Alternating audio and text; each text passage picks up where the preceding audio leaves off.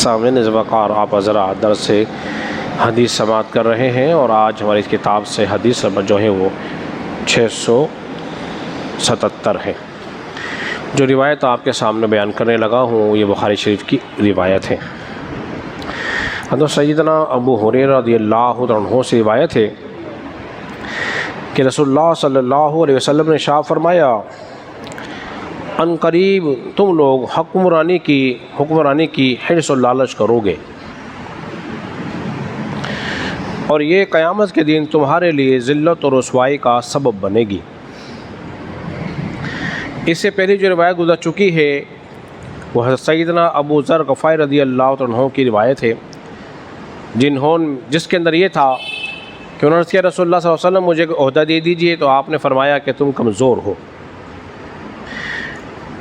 اب فرمایا جا رہا ہے کہ تم دنیاوی حکومتوں کی لالچ کرو گے، حرص کرو گے، اور تمہارے لیے یہ قیامت کے دن ذلت اور رسوائی کا سبب بنے گا۔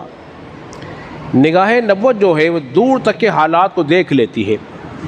یہ حضور کی غیبی خبر تھی جو حضور ارشاد فرما رہے تھے۔ آج دیکھ لیجئے ہر کوئی حکومت کے لالچ میں لگا ہوا ہے، کوئی منصب، کوئی عہدہ مجھے مل جائے۔ پھر وہ کیا کرتا ہے؟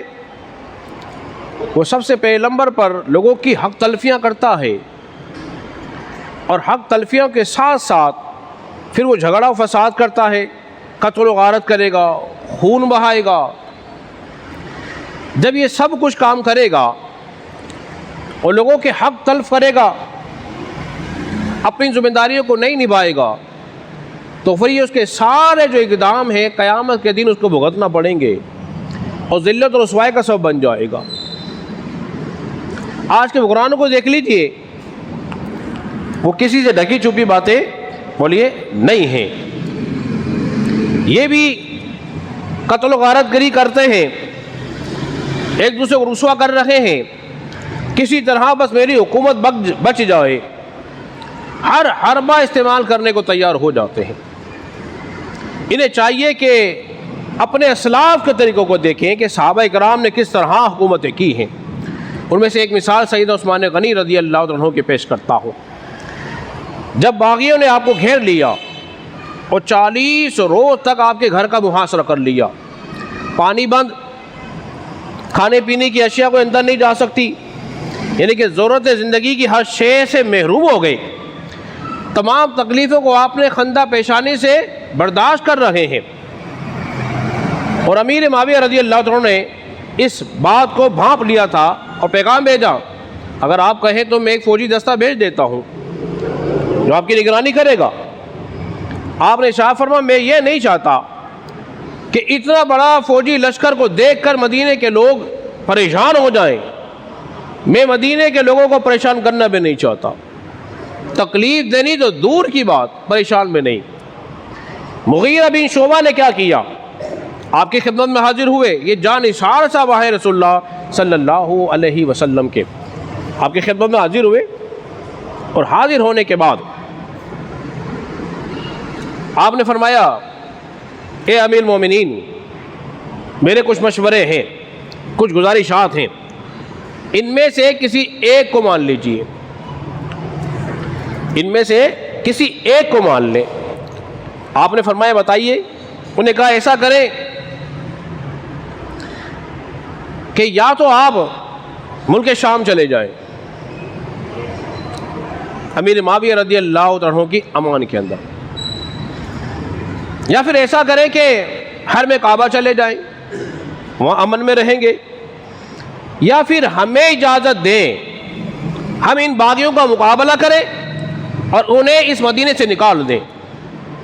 قربان جائیے عثمان غنی رضی اللہ عنہ کیا خوب سا جواب دیا، حالانکہ وہ باغیوں کی تعداد 2000 سے بھی کم تھی، آپ خلیفہ وقت تھے، آپ کے چاہنے والے، آپ کے محبین، آپ کی فوجی دستہ آپ کے ساتھ ہمہ وقت موجود تھا، آپ حکم چاہتے تو کیا کچھ ہو سکتا تھا، لیکن آپ نے فرمایا میں شہر مدینہ چھوڑ کے نہیں جا سکتا، آپ کے وہاں چلے جاؤں شام، فرمایا میں شہر مدینہ چھوڑ کے نہیں جا سکتا۔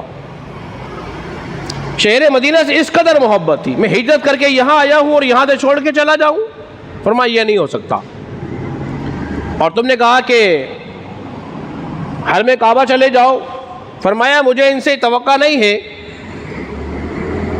کہ وہ مجھے وہاں چین سے رہنے دیں، اور میں نہیں چاہتا کہ اس شہر مقدس کی حرمتوں کو یہ لوگ پامال کریں، میں نہیں چاہتا کہ میری وجہ سے وہ مقدس شہر کی حرمتیں پامال ہو جائیں۔ تیسری بات یہ، اور میں یہ بھی نہیں چاہتا کہ اپنی زندگی کی بقا اور حکومت کی بقا کے لیے وہاں بھی مسلمانوں کو لڑوا دوں، ان کی تلواریں لڑ جائیں اور ایک جان کی خاطر سینکڑوں جانیں چلی جائیں۔